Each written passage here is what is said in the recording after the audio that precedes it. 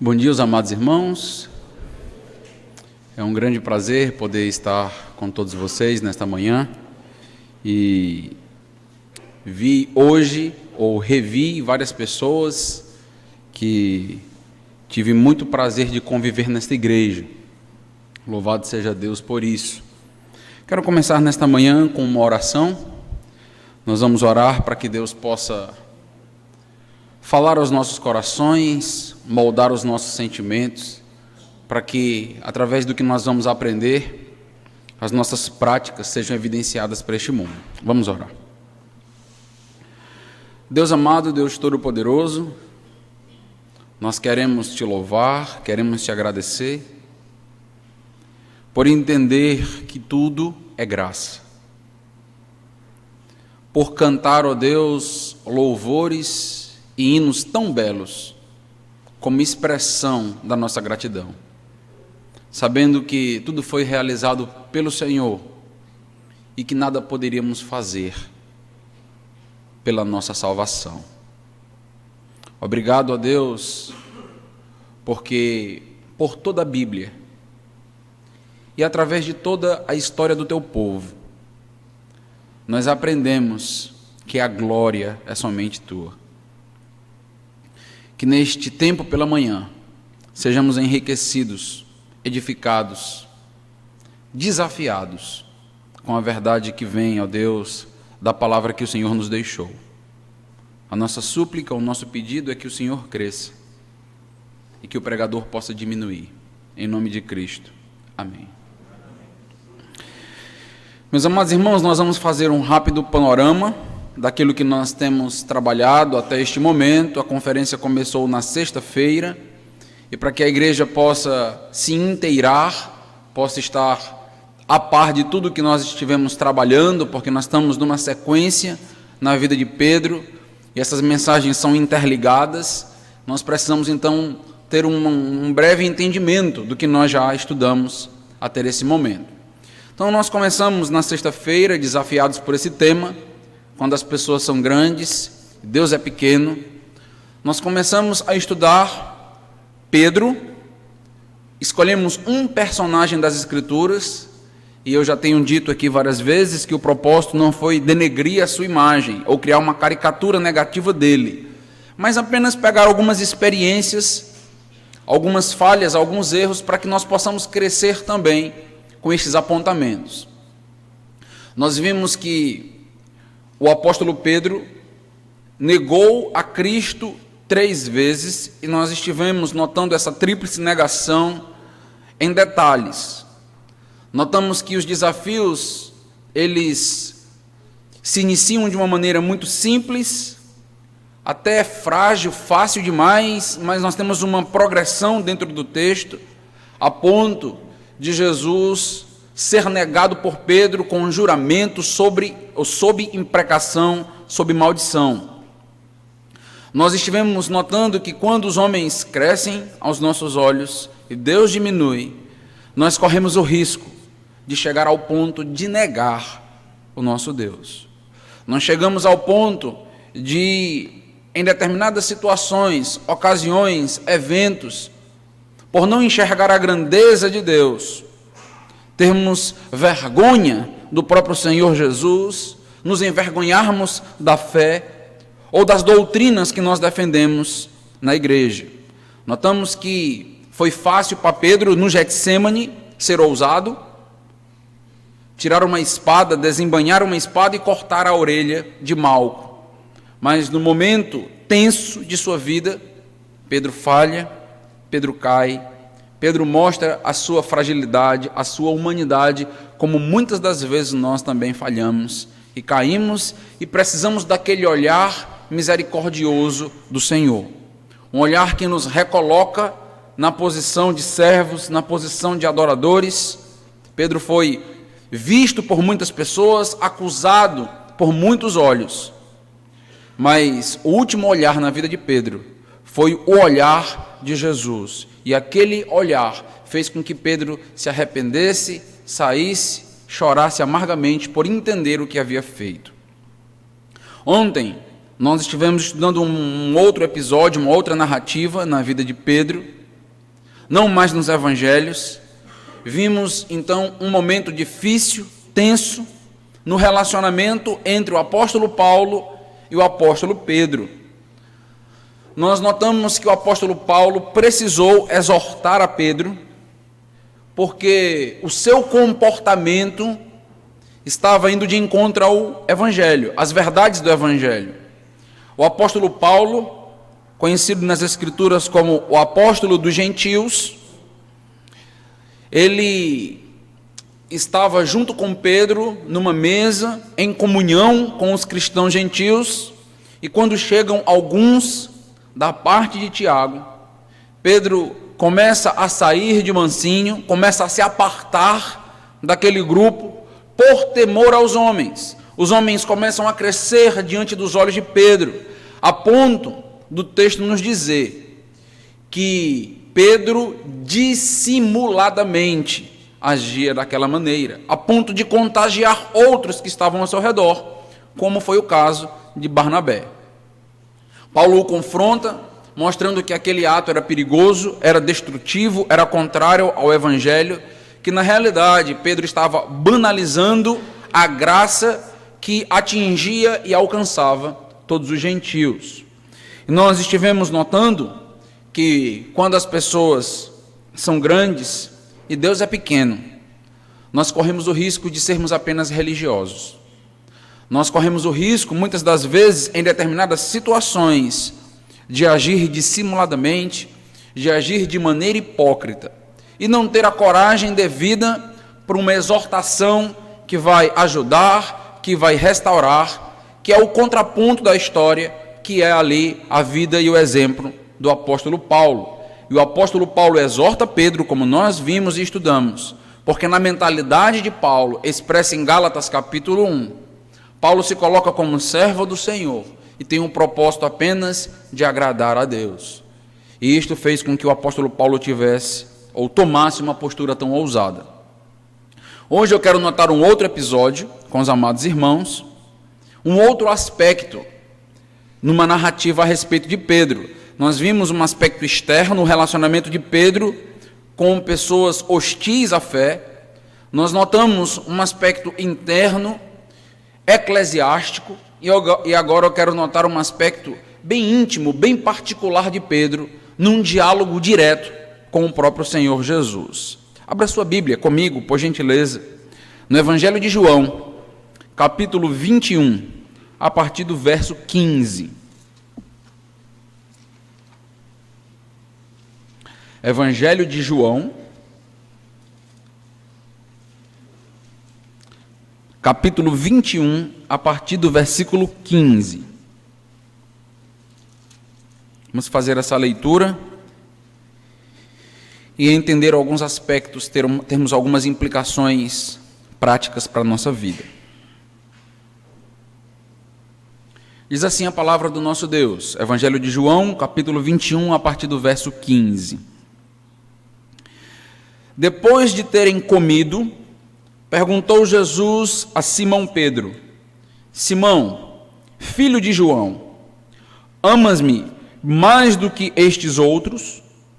Ele respondeu: Sim, Senhor, tu sabes que te amo. Ele lhe disse: Apacenta os meus cordeiros. Tornou a perguntar-lhe pela segunda vez: Simão, filho de João, tu me amas? Ele lhe respondeu: Sim, Senhor, tu sabes que te amo. Disse-lhe Jesus: Pastoreia as minhas ovelhas. Pela terceira vez, Jesus lhe perguntou: Simão, filho de João, tu me amas? Pedro entristeceu-se por ele lhe ter dito pela terceira vez: Tu me amas? E respondeu-lhe: Senhor, tu sabes todas as coisas, tu sabes que eu te amo. Jesus lhe disse: Apacenta as minhas ovelhas. Em verdade e em verdade te digo, que quando eras mais moço, tu te cingias a ti mesmo e andavas por onde querias. Quando, porém, fores velho, estenderás as mãos, e outro te cingirá e te levará para onde não queres.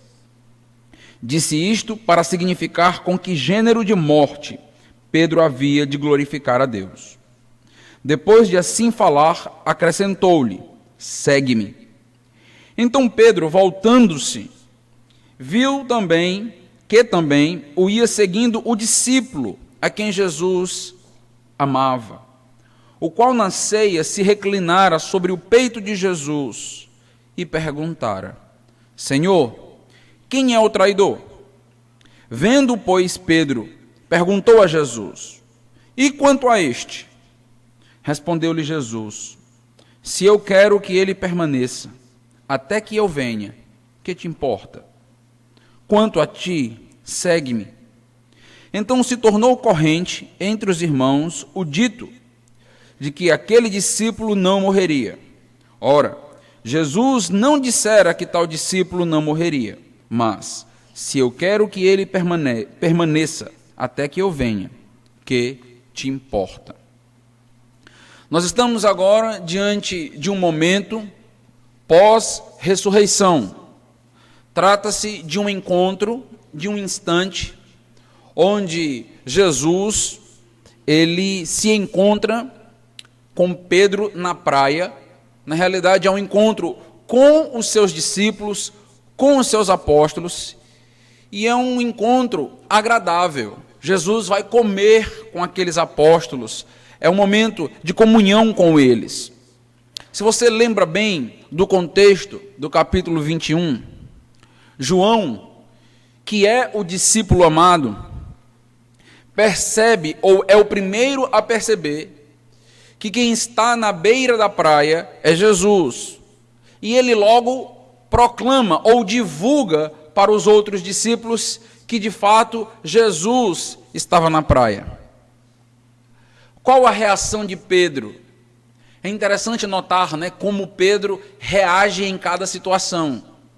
É interessante notar como Pedro muitas das vezes se mostra intempestivo. E o que Pedro faz, diferente dos outros apóstolos, Pedro salta do barco e começa a nadar para poder encontrar o Senhor Jesus, ser o primeiro a chegar ali e ter aquele momento com Jesus. Pedro, um homem exemplar para todos nós temos várias passagens que nos evidenciam a sua fé, mas nós vemos também em Pedro um caráter impulsivo, impetuoso. Não é por acaso que dentro desse diálogo muito pessoal entre Jesus e Pedro, Jesus faz questão de, na primeira pergunta, na primeira interrogativa que Jesus faz para Pedro, Jesus compara Pedro aos outros apóstolos, ou questiona Pedro em relação aos outros apóstolos. Note que na primeira pergunta, no versículo 15, Jesus diz: Simão, filho de João, amas-me mais do que estes outros? A pergunta não é meramente a respeito do amor de Pedro, mas é um amor comparado, é um amor em relação aos outros discípulos. E esta pergunta faz todo sentido para Pedro, para a mente de Pedro, para o coração de Pedro, porque Jesus o conhecia muito bem. Jesus conhecia seus discípulos. Por várias vezes os discípulos evidenciaram um desejo de ser o maior em comparação de uns para com os outros. E o próprio Pedro evidencia em alguns momentos que ele é diferenciado, que se os outros não tiverem uma postura honrosa, uma postura que glorifique a Deus, ele vai se manter de pé, ele vai ser exemplar neste aspecto. A diferença se mostra logo na chegada de Pedro à praia, enquanto os outros continuam trazendo os peixes do barco. E por conta deste comportamento diferenciado e por conta das próprias palavras de Pedro, Jesus faz uma pergunta para que o próprio coração de Pedro possa entender bem o seu amor. É sempre importante pensar e lembrar dessa passagem, não como um questionamento de Jesus para que ele pudesse saber se Pedro amava ou não. Mas, na realidade, o próprio Jesus está trabalhando no coração de Pedro para que Pedro possa entender bem o seu amor, para que o próprio Pedro possa refletir a respeito dos sentimentos que tem por Deus e até onde está disposto a ir por Deus. Porque logo, dentro desse próprio contexto, Jesus vai falar que a disponibilidade de Pedro deve ser a de morrer. Então o coração de Pedro precisa primeiramente ser tratado. O coração de Pedro precisa estar no local adequado, com o conceito correto de Deus, para que Pedro então possa ter um ministério sem falhas, sem novamente temer aos homens. Os irmãos devem lembrar bem das declarações ousadas de Pedro. Eu quero passar com vocês nestas passagens. Na realidade é um texto, mas que aparece nos 4 evangelhos. Nós vamos ler esses textos porque tem matizes diferentes, tem detalhes diferentes que enriquecem o contexto. Eu quero que você perceba a ousadia de Pedro, mas é uma ousadia pré-negação. Antes de Pedro, então, negar a Jesus diante daquela escrava jovem, como nós estudamos. Abra comigo, por exemplo, em Marcos, Evangelho de Marcos, capítulo 14, versículo 29.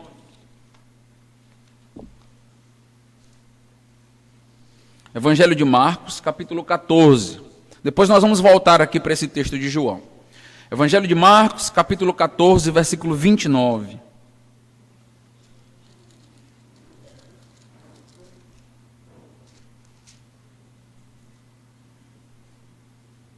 Jesus, em outro diálogo com Pedro, Pedro agora responde a Jesus. Disse-lhe Pedro: ainda que todos se escandalizem, eu jamais. Ainda que todos tenham vergonha do Senhor, ainda que todos o abandonem, eu jamais. Nota que a declaração de Pedro tem como referência os outros.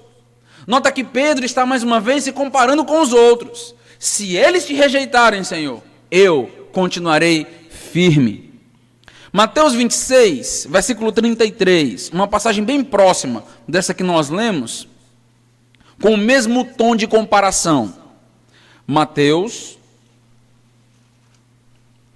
capítulo 26, versículo 33. Ainda dentro desse diálogo com Jesus. Disse-lhe Pedro: ainda que venhas a ser um tropeço para todos, nunca o serás para mim. Estão notando a força das declarações de Pedro? Estão notando que Pedro se coloca quase como o único dentro desse relacionamento com Jesus? Estão notando que Pedro até vê a possibilidade daqueles que estão ao seu redor, daqueles que seguem a Jesus, de se escandalizarem, de caírem, mas Pedro olha para ele mesmo e se posiciona como alguém que de fato continuará e permanecerá de pé até o fim diante de Deus. Os outros 2 textos, eu quero que você abra lá, tem afirmações bem mais categóricas, não são mais comparativas em relação aos outros apóstolos, como Marcos e Mateus, mas são comparações que acabam comprometendo a Pedro. Lucas 22, versículo 33. Todas essas passagens estão sendo lidas porque tratam do mesmo evento, do mesmo episódio. Lucas 22, versículo 33.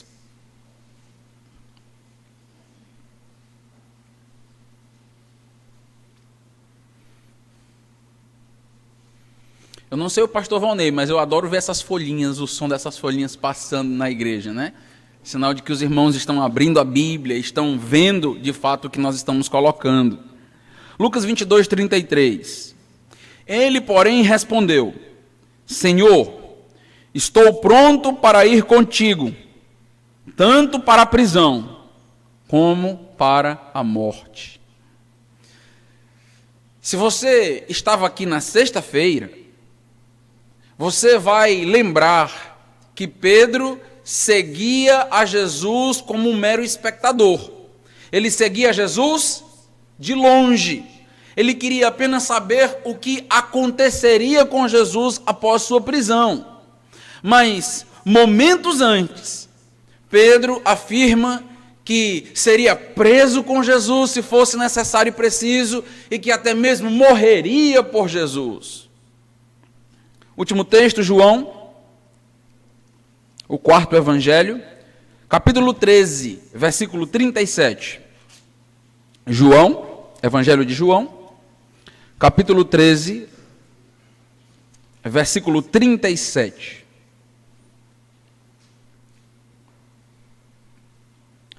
Replicou Pedro: Senhor, por que não posso seguir-te agora? Por ti darei a própria vida. E você deve lembrar que nós estamos diante daquele contexto onde Jesus diz que tomará um cálice que eles não poderão tomar. Mas esse cálice será tomado pelo próprio Pedro, alguns anos depois, não naquele momento, não naquele instante.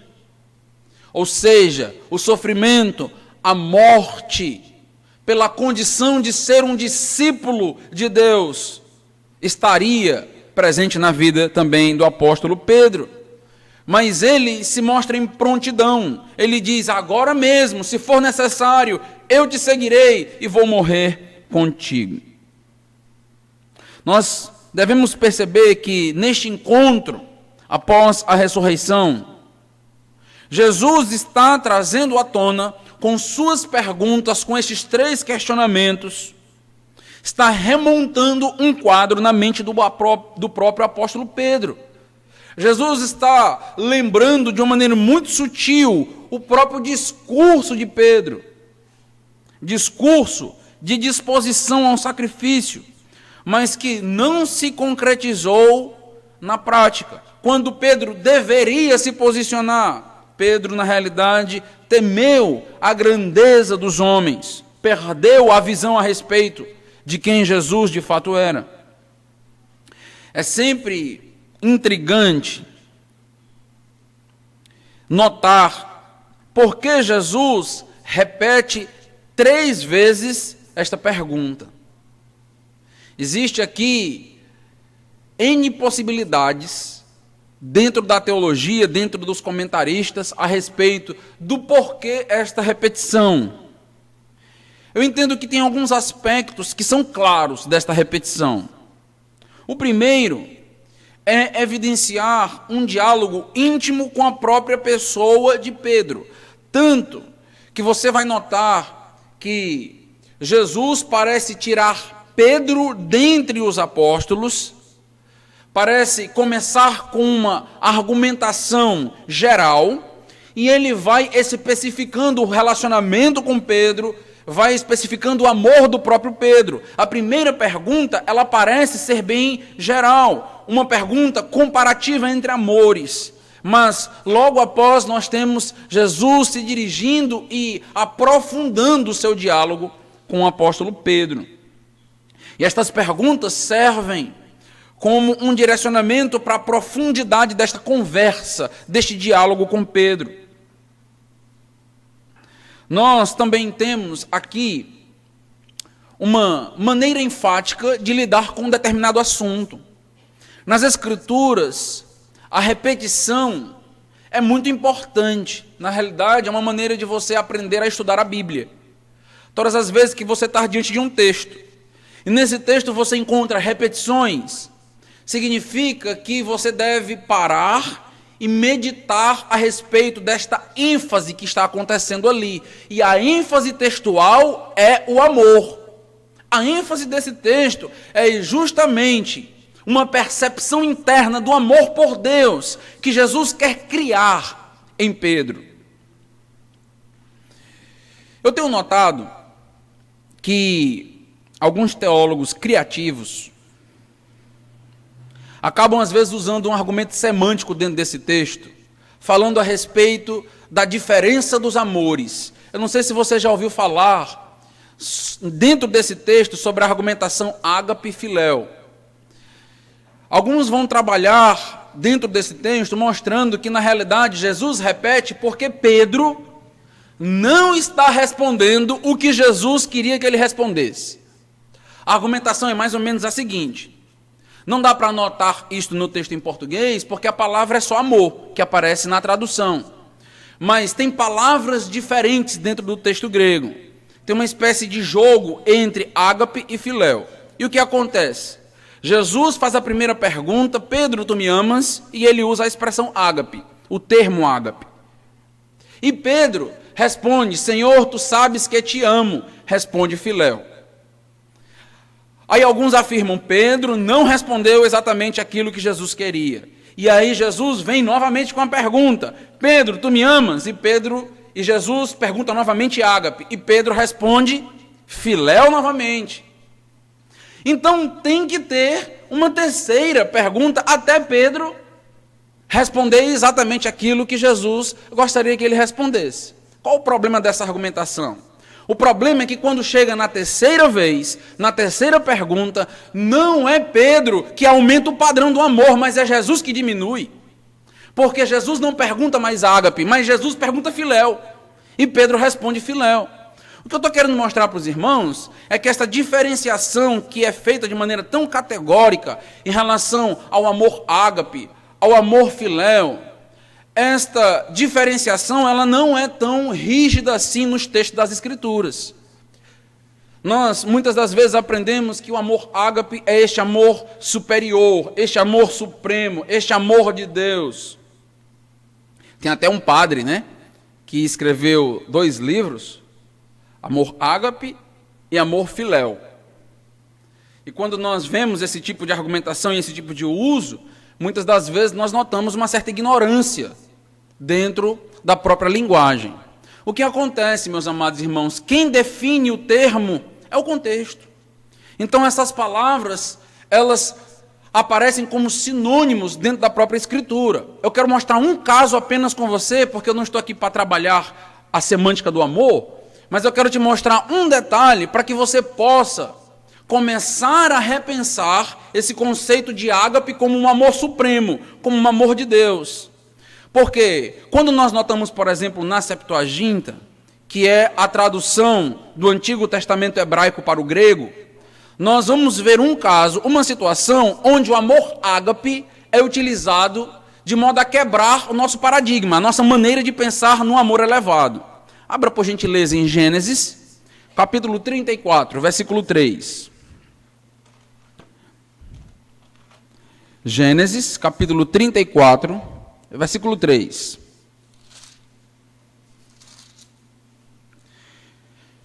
Acredito que você conhece bem este contexto, que fala de Siquém e Diná. Versículo 3. Gênesis 34. Sua alma se apegou a Diná, filha de Jacó, e amou a jovem, e falou-lhe ao coração. Se você conhece todo o contexto, e se alguém te pedisse para dar uma definição deste amor que envolve uma relação sexual, quase uma obsessão, para não dizer uma verdadeira obsessão, se perguntassem para você que tipo de amor é esse de Siquém para Diná, é o amor eros, é o amor ágape ou o amor filéu? É o amor sexual, é o amor de Deus ou é o amor da irmandade? Creio que você responderia como eu responderia, que aqui se trata de um amor carnal, de um amor sexual. O amor que nós conhecemos como eros normalmente. Mas sabe qual é o amor que é citado aqui? Ágape. Você tem aqui, dentro de um contexto sexual abusivo, a palavra ágape sendo utilizada. O que isto mostra? E nós poderíamos dar vários casos onde o próprio Deus ama com amor filéu.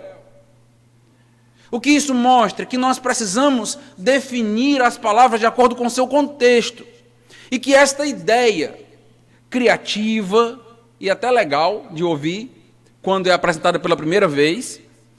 Ela não se coloca de pé quando nós estudamos de maneira mais profunda. Jesus não perguntou 3 vezes para Pedro por causa da semântica das palavras. Porque senão era o próprio Jesus que teria acabado abrindo mão de Pedro.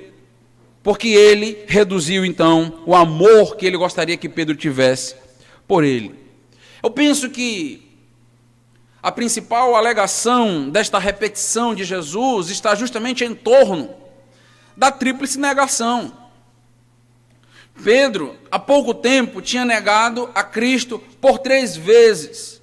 Jesus está remontando na mente de Pedro as suas palavras, as suas declarações ousadas, corajosas, e Jesus também está remontando na mente de Pedro o que aconteceu após as suas declarações, as suas falhas, a sua queda, o seu erro. É isso que nós temos, é por isso que nós temos então esta repetição. O que nós vemos então neste diálogo entre Jesus e Pedro é justamente uma oportunidade que está sendo dada para Pedro, oportunidade de restauração. Jesus não está levantando todo o cenário, tudo o que aconteceu na vida de Pedro, simplesmente para magoá-lo, para feri-lo. Mas Jesus deseja que Pedro repense o seu amor, porque alguns momentos atrás ele tinha uma declaração muito ousada e muito forte, mas na prática não funcionava.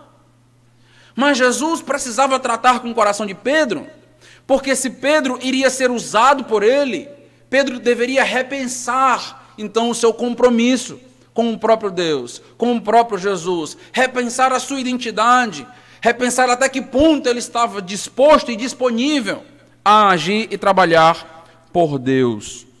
Esta repetição acontece, meus irmãos, e eu creio que é uma repetição ou um questionamento que, de maneira literal, está sendo feita para Pedro, mas que também Deus faz aos nossos corações.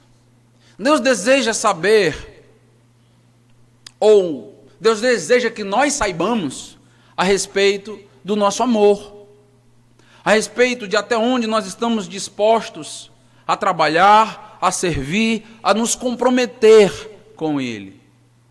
Imagine por um momento, não eu, nesta manhã, nem seu pastor ou seus pastores, mas imagine Deus olhando nos teus olhos e te perguntando: tu me amas? Qual a resposta que você daria para Deus? Normalmente, quando nós recebemos uma pergunta como esta, você ama Deus? A resposta é automática. Claro, lógico, todo mundo ama Deus.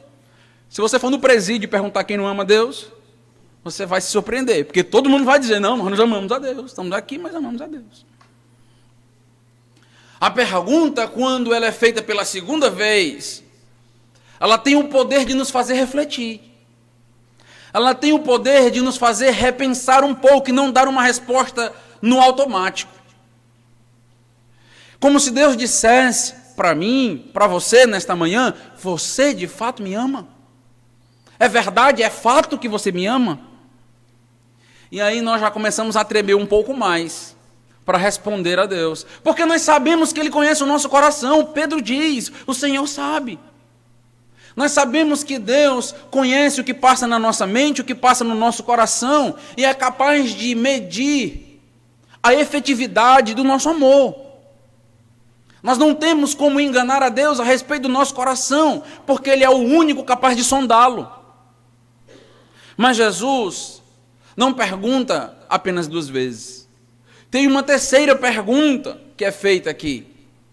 E diante dessa terceira pergunta, nós temos uma reação de Pedro, que é descrita no versículo 7. Interessante. Nota o que é dito no versículo 17.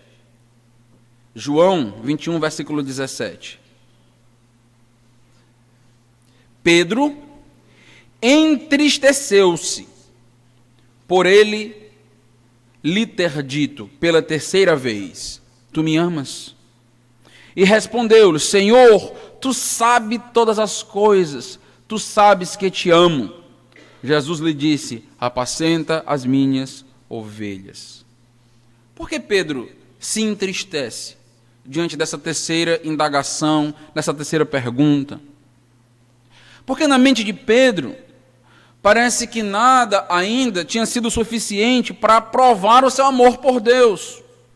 Suas respostas parecem não surtir o efeito que Pedro gostaria que surtisse na mente de Jesus. E da mesma maneira que nós já notamos uma espécie de gradação nas negativas de Pedro, nós notamos também uma gradação dentro desse texto, a ponto de a terceira resposta de Pedro ser um reconhecimento da própria onisciência de Jesus. Senhor, tu sabes todas as coisas. Senhor, o Senhor conhece tudo. O Senhor sabe, o Senhor me conhece. Na realidade, nada escapa aos teus olhos. Nós temos basicamente aqui uma declaração do reconhecimento de divindade de Jesus, vindo da parte de Pedro. E neste momento, Pedro já não está mais tão ousado diante dos olhos de Jesus. Pedro não está mais tão corajoso assim. Mas Pedro, na realidade, reconhece o seu lugar, mas continua declarando o seu amor na convicção de que Deus conhece esse amor. Na convicção de que não são só palavras. Na convicção de que, de fato, Deus pode provar o seu amor, conhece o seu amor. E entendo que Jesus não estava duvidando do amor de Pedro. Jesus conhecia o amor de Pedro, mas Jesus estava afinando este amor, purificando este amor. O que nós notamos neste diálogo, meus irmãos, é que Jesus, ele se aproxima de Pedro com o propósito de restaurar a Pedro diante de tudo que Deus fez, na realidade de tudo que Pedro fez.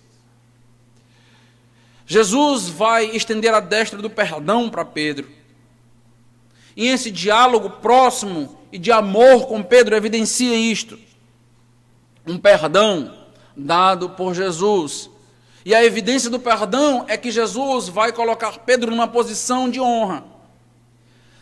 O próprio Jesus vai colocar Pedro numa posição muito agradável em relação ao ministério. Não agradável fisicamente, porque Pedro iria morrer. Nem sempre o que é agradável espiritualmente é agradável fisicamente. Nós precisamos fazer sempre essa diferenciação. Nem sempre o que agrada a Deus vai agradar a nossa carne, vai agradar ou vai nos dar conforto. Mas, de fato, Pedro iria receber um grande privilégio aqui da parte de Deus, da parte de Jesus. Eu sempre fico comovido e admirado como Jesus perdoa a Pedro. Não sei se você já meditou, já pensou um pouco sobre isso. Imagine alguém chegando na igreja. Alguém que você sabe que negou a Jesus 3 vezes. Com palavras fortes, que disse: eu não conheço esse homem, que mentiu. Alguém que de fato se afastou de Jesus a ponto de lançar imprecações em relação àquela sua alegação de desconhecimento do Nazareno, do Messias. Mas Jesus o perdoa. Imagine alguém chegando na igreja, ou em nossas igrejas, em nossos relacionamentos, com esta postura, ou com esse perfil. Não é fácil para pessoas como nós perdoar. Não é fácil para pessoas como nós olhar para esta pessoa e restaurá-la. Mas o que Jesus nos ensina e o que a Bíblia nos mostra de Gênesis a Apocalipse é que, na realidade, o pecado é uma afronta direta e primária contra Deus. E se Ele perdoou, quem sou eu para não perdoar? Como eu posso me colocar numa posição de continuar olhando para aquela pessoa com certa aversão? Jesus não só perdoa, mas Jesus coloca diante de Pedro um ministério grandioso que todos nós gostaríamos de ter recebido a honra. O que Jesus vai dizer para Pedro, se você notar aí no texto, nesse diálogo, é que Pedro vai ter a honra de pastorear as suas ovelhas. Pedro, pastoreia as minhas ovelhas. Pedro, apacenta os meus cordeiros. Privilégio, honra, apesar de quem Pedro é. Por que é importante destacar isso? Porque toda honra e todo privilégio que nós temos é apesar de quem nós somos. Porque nós somos pecadores, nós somos falhos. E precisamos desta misericórdia. Precisamos que a graça venha superabundar sobre o pecado todos os dias em nossas vidas. E é o que nós vemos acontecendo na vida de Pedro. Pedro vai ter uma responsabilidade dada pelo próprio Deus de iniciar a sua igreja. Nós conhecemos a história, o início de Atos 2 em Pentecostes, o início da igreja. Mas o detalhe que às vezes nos passa despercebidos, quando nós paramos para pensar na honra, no privilégio que é dado a Pedro por Jesus, é que Jesus diz: Pedro, apacenta as ovelhas, apacenta os cordeiros, certo? Errado. O que Jesus diz? Apacenta as minhas ovelhas, apacenta os meus cordeiros. Jesus não está dando para Pedro uma carta de posse das ovelhas, do seu povo. Pedro vai ter a honra de cuidar daquilo que é de Deus, daquilo que pertence a Deus.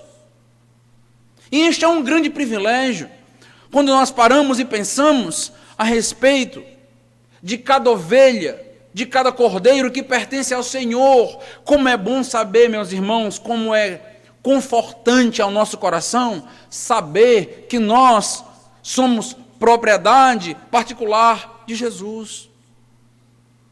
E que todos aqueles que recebem um privilégio de cuidar de nós prestarão contas um dia a Jesus. Pedro então recebe esta honra, esse privilégio de cuidar de quem Deus muito valoriza. São meus cordeiros, minhas ovelhas. Poderia falar muito aqui sobre o valor que devemos dar à igreja e o povo de Deus, principalmente num contexto onde a igreja no nosso país tem sido tão desvalorizada, tem sido tão banalizada. Como Jesus enxerga a igreja, qual a ótica de Jesus a respeito do seu povo. Mas o foco aqui, meus amados irmãos, é mostrar a honra de Pedro, o privilégio de Pedro, para que nós possamos notar uma oscilação muito rápida no conceito de Pedro, dentro daquele diálogo com Jesus.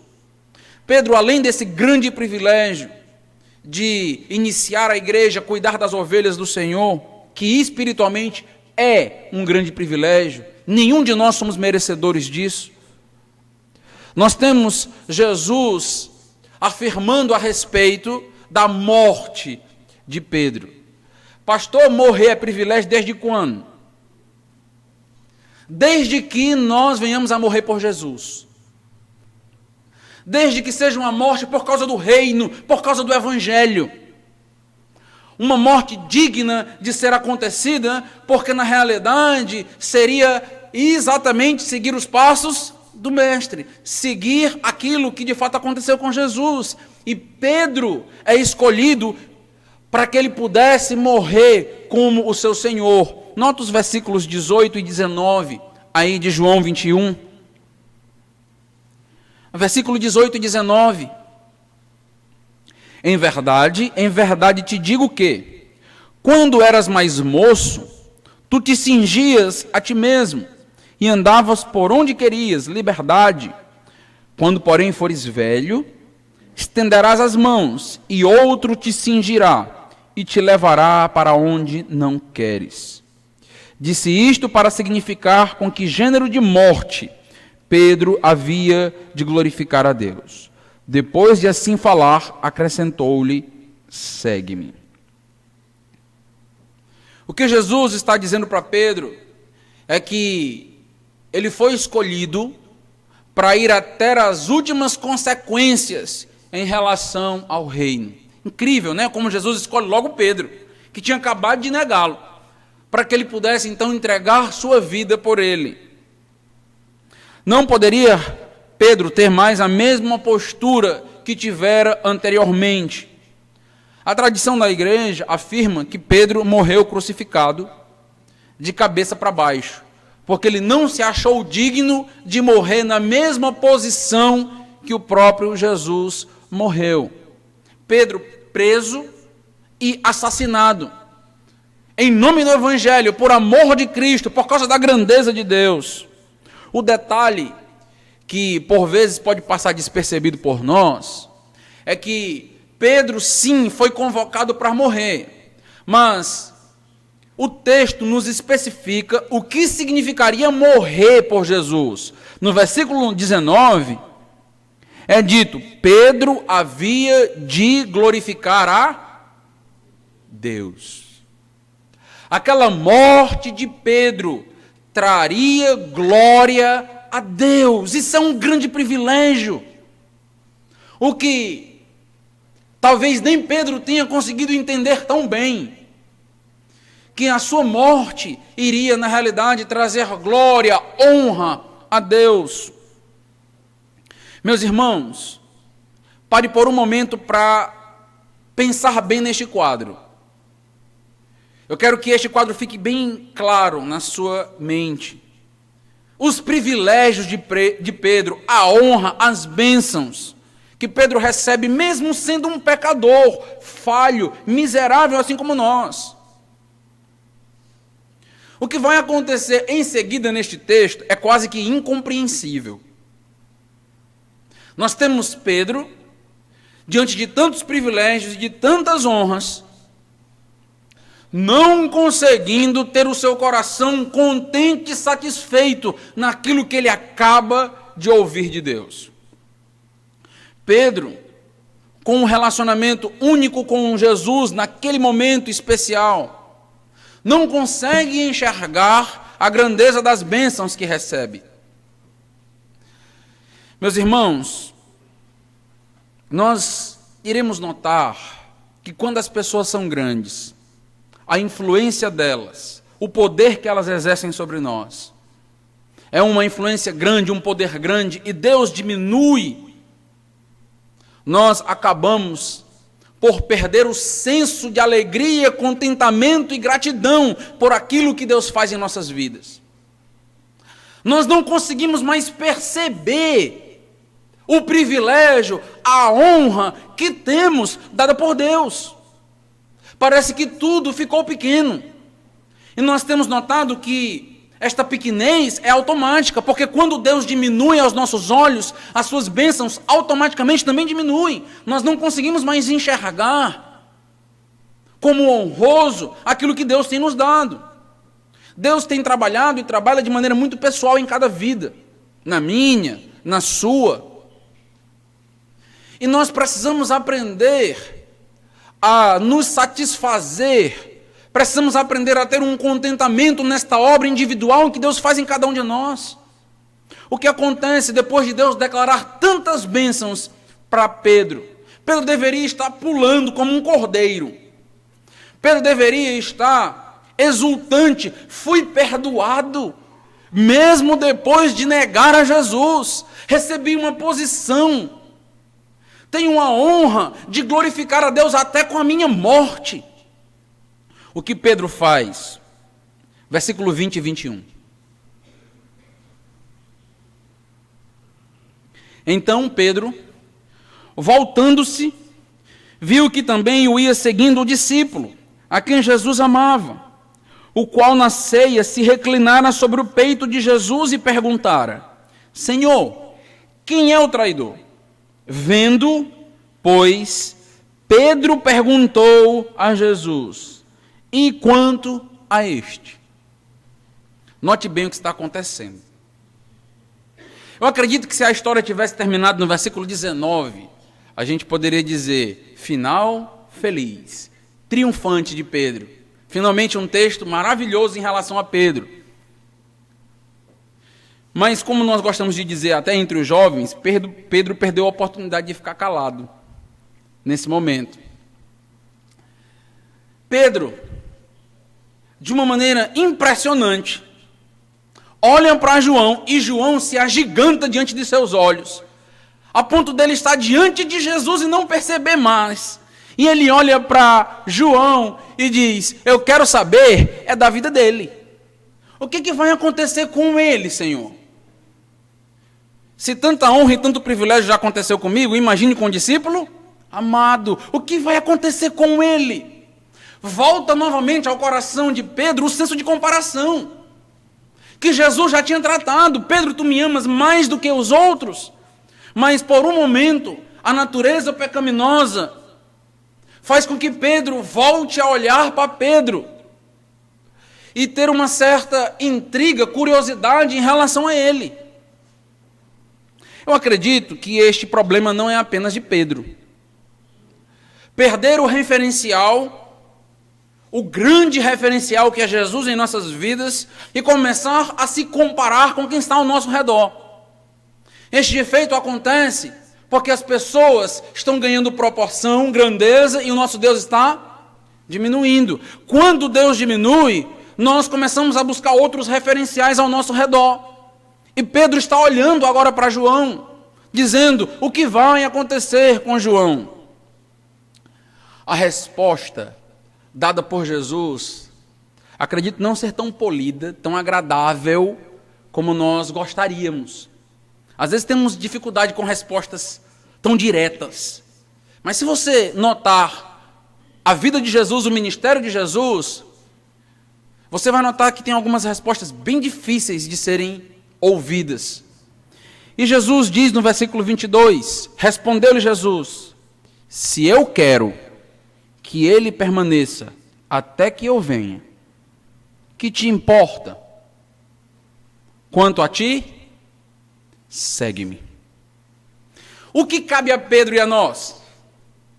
Seguir a Jesus, olhar para Jesus, nos contentar com a obra que Jesus fez por nós, nos alegrar com as bênçãos e os privilégios que Jesus deu a cada um de nós, e não simplesmente olhar para quem está ao nosso redor, para quem está ao nosso lado.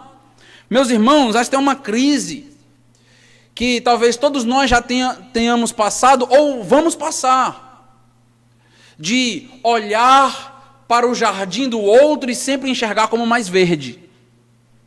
Nós olhamos para o casamento do outro e às vezes é um casamento só de Facebook, com fotos belíssimas, e olhamos e dizemos: o meu casamento é terrível, o meu é péssimo. Nós olhamos muitas das vezes para a esposa do outro e dizemos: essa é uma esposa submissa, pense. Olhamos para o marido e dizemos: esse aí sim, trabalhador, ajuda em casa, este marido é compreensivo. Sempre o jardim de João é mais verde. Olhamos para os filhos dos outros e dizemos: esse menino é comportado, é educado, olha quantos versículos ele conhece, é espiritual. Mas os nossos parece que nunca são bons o suficiente aos nossos olhos. Parece que nunca estamos satisfeitos. Bênçãos após bênçãos em nossa vida. Mas sempre as pessoas ao nosso redor são tão grandes que não permite que nós venhamos a nos satisfazer em Deus e por Deus. Meus amados irmãos, neste versículo que nós lemos, nós vemos Jesus conclamando a Pedro a segui-lo. E nós já temos trabalhado que uma repetição dentro de um contexto é enfática. Note que o versículo 19 já tem essa mesma expressão. Olha o que é dito no versículo 19. Disse-me isto para significar com que gênero de morte Pedro havia de glorificar a Deus. Depois de assim falar, acrescentou-lhe, o que é que tem aí? A mesma expressão do versículo 22. Pedro não precisaria ouvir de novo, ele já tinha escutado. Segue-me, Pedro. Diante de tantas bênçãos, segue-me, Pedro. Você vai estar também numa espécie de calvário a caminho da morte. Segue-me, Pedro. Eu sou o teu padrão, eu sou o teu referencial, eu sou o teu Deus grande. Segue-me, Pedro. Mas Jesus precisou novamente corrigir a concepção e a visão de Pedro. Pedro, segue-me.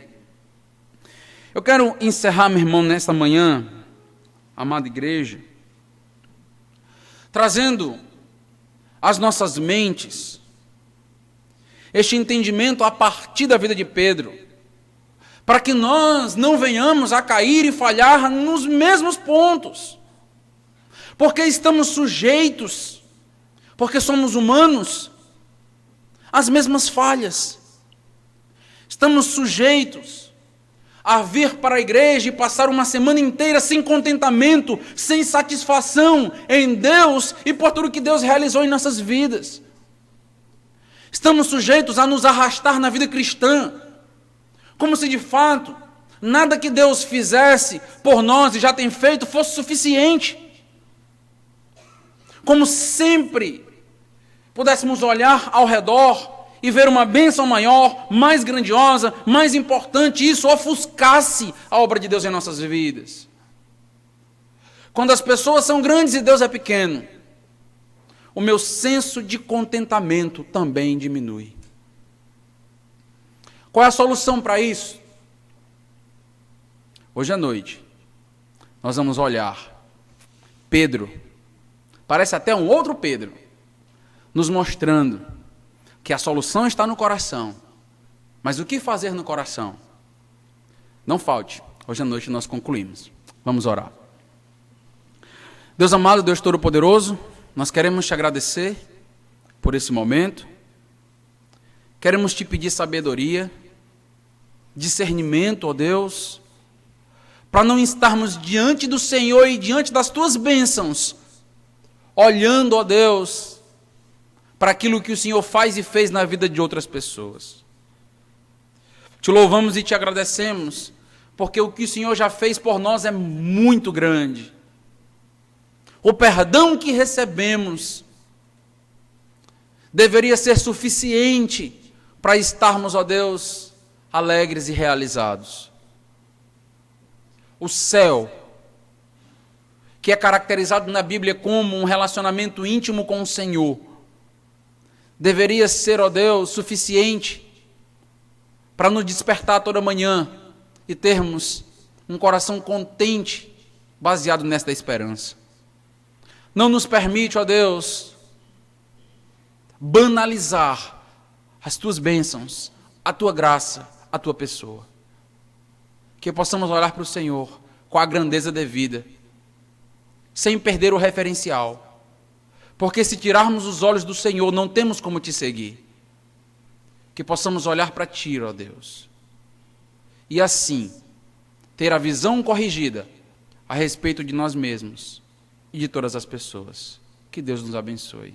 Amém.